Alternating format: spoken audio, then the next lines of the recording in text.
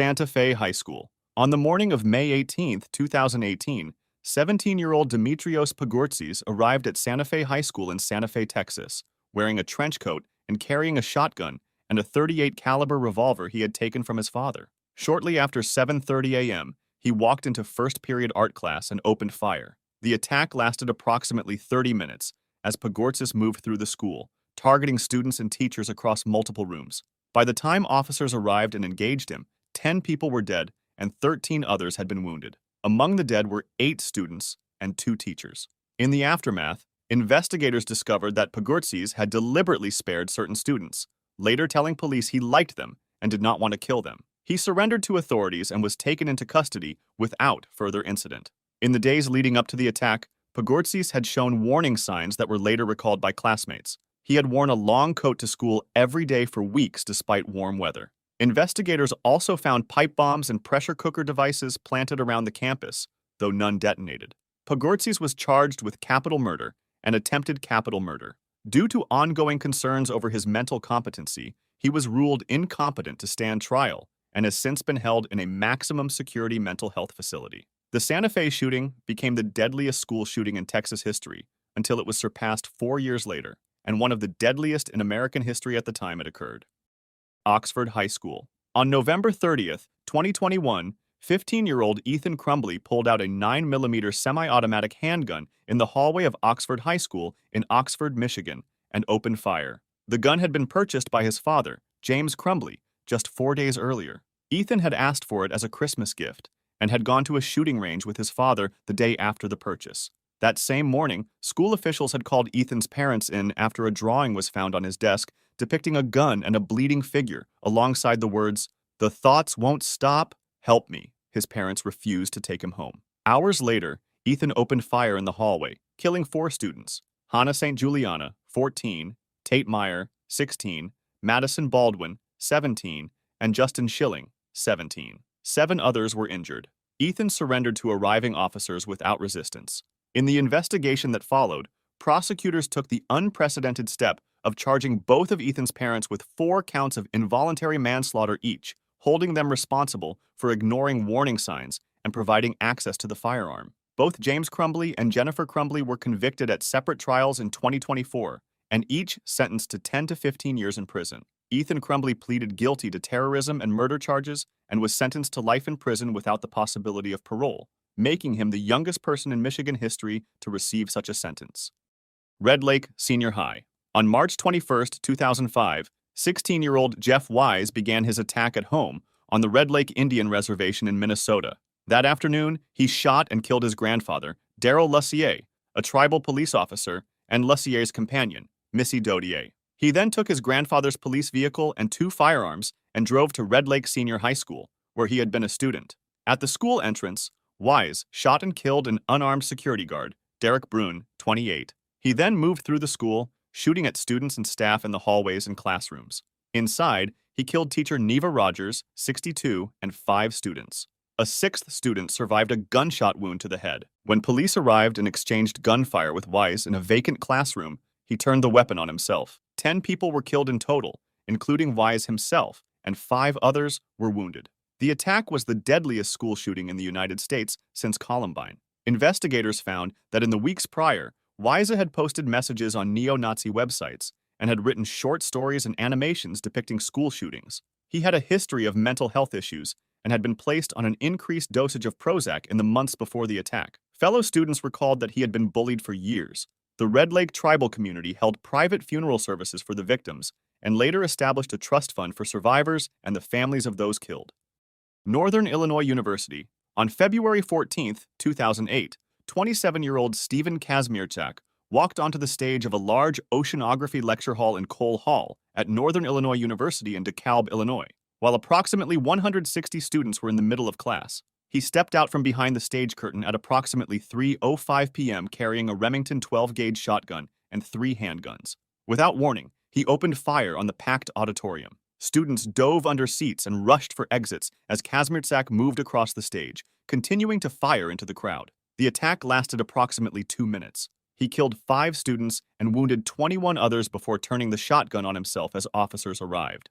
The 5 victims were Catalina Garcia, 20, Juliana Gayhant, 32, Gail Dubowski, 20, Ryan Mace, 19, and Daniel Parmenter, 20. Kazmierczak had previously been regarded by former professors and associates as a model student who had received academic awards and worked at a correctional facility. In the months before the shooting, those close to him noticed he had stopped taking his psychiatric medication and had become increasingly erratic. He had recently ended a long-term relationship and left no clear motive. Northern Illinois University canceled classes for a week and conducted a campus-wide memorial service. Cole Hall was later demolished and replaced with a new building, and the shooting prompted a review of Illinois state law on firearm purchases and mental health reporting requirements. Umpqua Community College. On October 1, 2015, 26-year-old Christopher Harper Mercer entered a writing class in Snyder Hall at Umpqua Community College in Roseburg, Oregon. He was carrying 6 firearms, wearing a flak jacket, and had additional magazines. At approximately 10:38 a.m., he shot and killed the instructor, Lawrence Levine, 67. He then ordered students to get on the ground, asked them to state their religion, and opened fire. Witnesses reported that he told students who identified themselves as Christian that they would see God in 1 second before shooting them, though victims were not exclusively targeted based on religion. 9 people were killed and 9 others were wounded. The victims ranged in age from 18 to 67. When Douglas County Sheriff's deputies arrived and exchanged gunfire with Harper Mercer in the hallway outside the classroom, he was wounded. He then ended his own life. Investigators found a total of 13 firearms connected to the shooting, all of which had been legally purchased by Harper Mercer or members of his family. He had no prior criminal record. His online activities showed a documented interest in previous mass shootings, and he had posted a message on an internet forum the night before, expressing admiration for other attackers. He had a history of mental health issues and had briefly attended a school for students with emotional and behavioral disorders. The Umpqua Community College campus closed for 2 weeks following the shooting before resuming classes. The attack remains the deadliest mass shooting in Oregon history. Oikos University.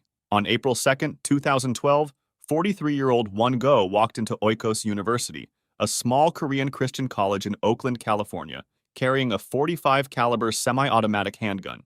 He had previously been a nursing student at the school, but had been expelled months earlier following disputes over a tuition refund and reports of behavioral problems. He arrived that morning looking for a specific administrator he blamed for his dismissal. When he could not find her, he forced a receptionist, Kathleen Alberto, 53, into a classroom at gunpoint and shot her. He then moved through the building, ordering students to line up against the wall before shooting them. 7 people were killed and 3 others were injured in the attack. The victims were all students except Alberto. After the shooting, Go drove away from campus and traveled erratically before stopping at a nearby grocery store where a bystander called the police.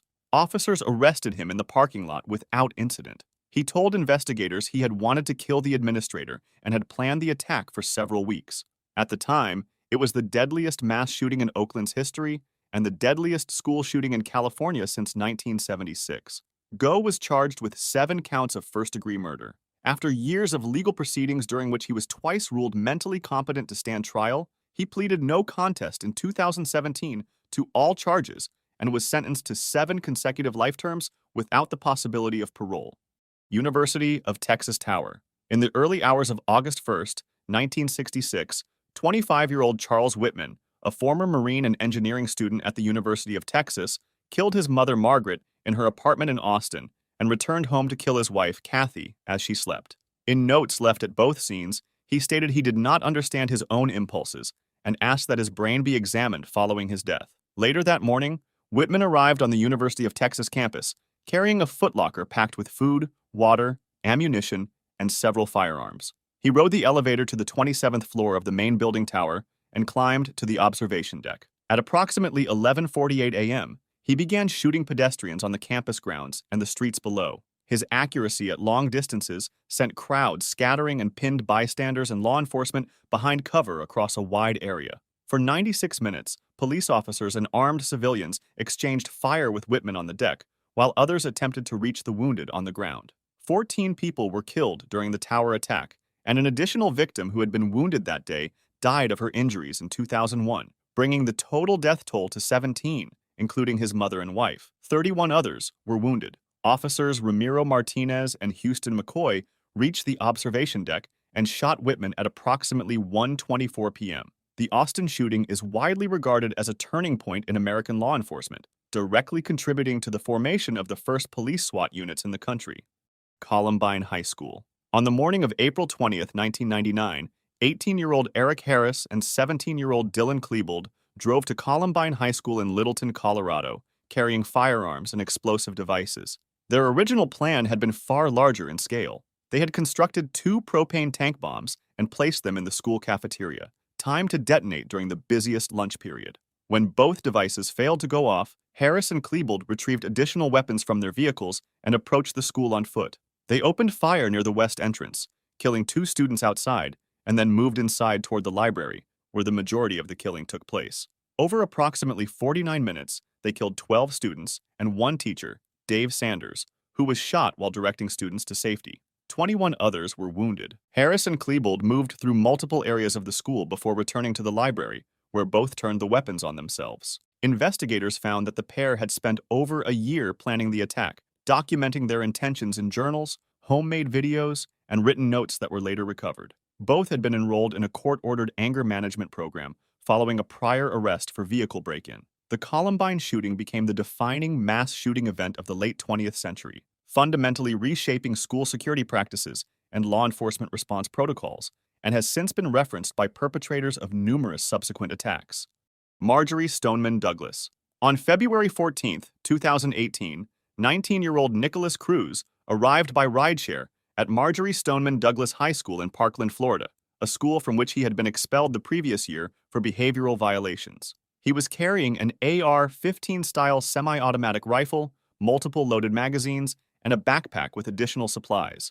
At approximately 2:21 p.m., Cruz entered Building 12 and began shooting on the first floor. He moved to the second and third floors, firing into classrooms and hallways. The attack lasted approximately 6 minutes before he dropped the rifle on the third floor and exited the building, blending into the stream of students evacuating the campus. He was arrested about an hour later after officers identified him using surveillance footage. 17 people were killed and 17 others were wounded, making it the deadliest high school shooting in American history. The victims included 14 students and 3 staff members. In the aftermath, students from the school organized the March for Our Lives movement, one of the largest youth-led demonstrations in American history, drawing hundreds of thousands of participants nationwide. Cruz pleaded guilty in 2021 to all 34 charges against him. During the penalty phase in 2022, a jury declined to impose the death penalty after failing to reach a unanimous verdict, and he was sentenced to life in prison without parole. The Broward County Sheriff's Office faced widespread criticism after it emerged that the school resource officer on duty had remained outside the building throughout the attack.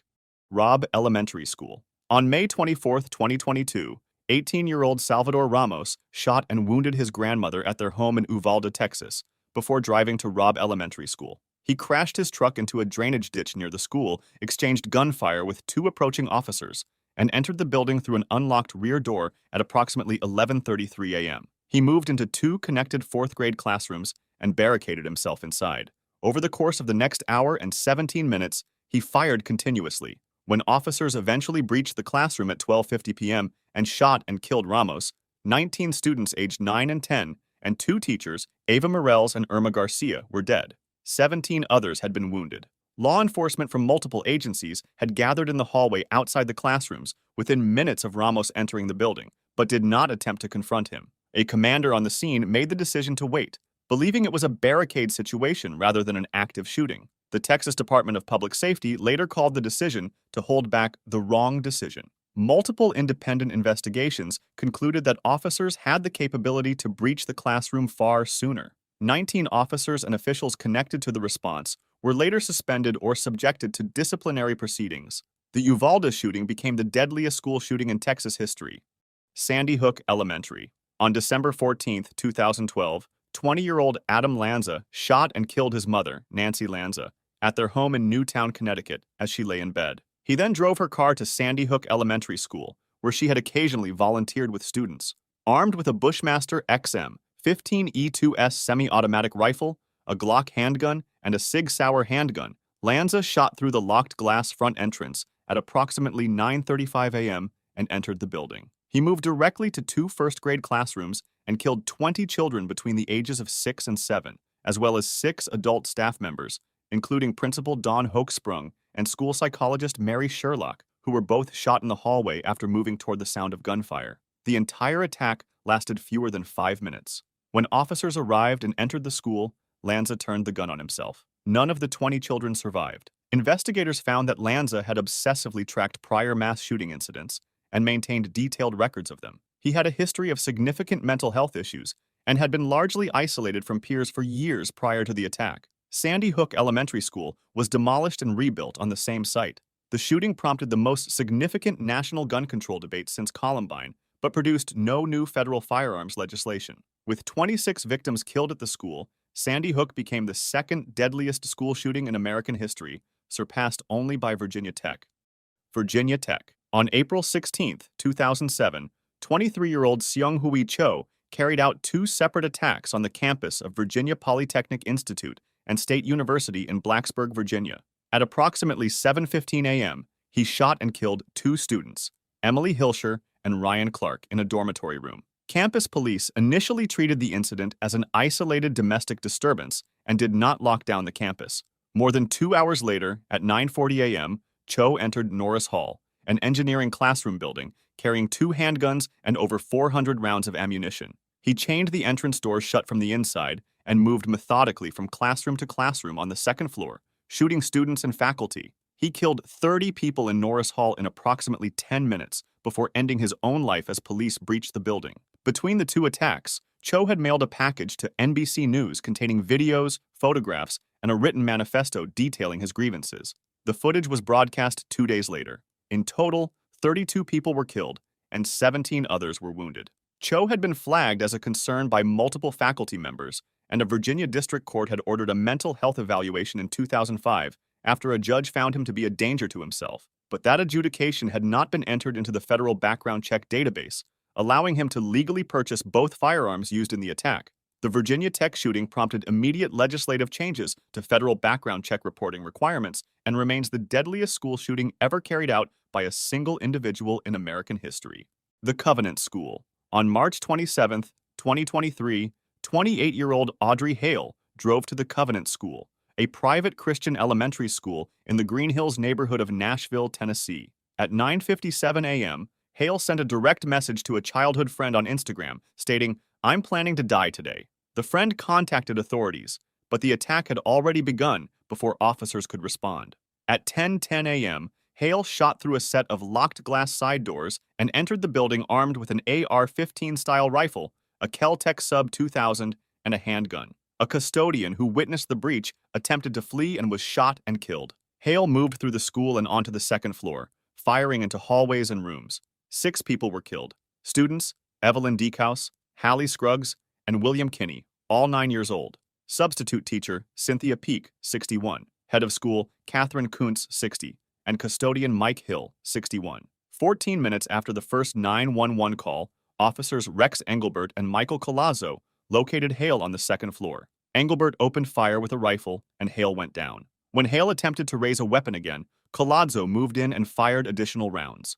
A total of 152 rounds had been discharged by Hale during the attack. Investigators found that Hale, a former Covenant student, had spent several years planning the shooting. Notebooks and media files recovered from Hale's bedroom contained detailed timelines, entry routes, and surveillance notes for the school. A 48-page report released by the Metro Nashville Police Department in April 2025 concluded that Hale's primary motivation was notoriety, with writings expressing a goal of killing at least 40 people and inspiring books and documentaries. Hale had legally purchased 7 firearms from 5 different gun stores. 3 were used in the attack. Investigators determined Hale had acted alone and was legally sane at the time of the shooting. The attack had been planned for years. If you'd like to see more stories like this, make sure to subscribe and feel free to drop suggestions for the next video in the comments.